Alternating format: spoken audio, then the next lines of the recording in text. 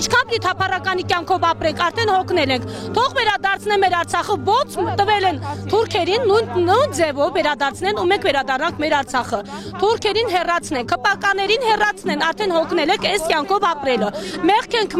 մեր ժողովուրդը, 30 տարվա մեջ արդեն տես քանի կռիվ տեսան մեր երեխաները, մեր ջահելությունը, ինչքան զոհեր տվեցին, ինչքան արյութ հապեց մեր Արցախում, մեղք ենք արդեն, վերջի վերջո, ուզում ենք ապրենք։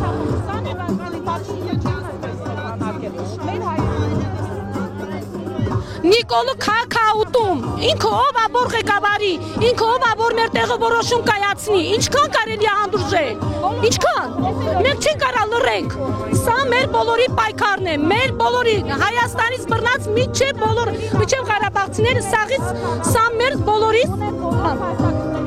մենք պիտի այսքանը պայքարենք ու հաղթանակով դուրս գանք, Նիկոլի դեմ, Նիկոլով է որ պիտի ժողովրդի դեմ որոշում կայացնի, ինչքան կարելի է, մենք չենք կարա լռել, սա արդեն մեր վերջն է։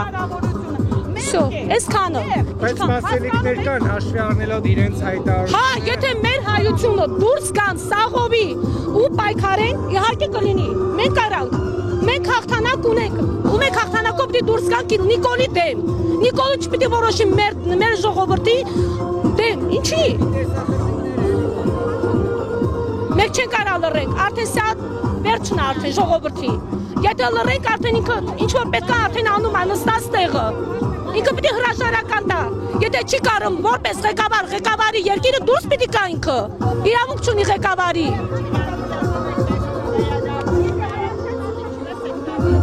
Մենք նախատեսում ենք այն, որ ինքը պիտի դուրս գա ու ժողովուրդը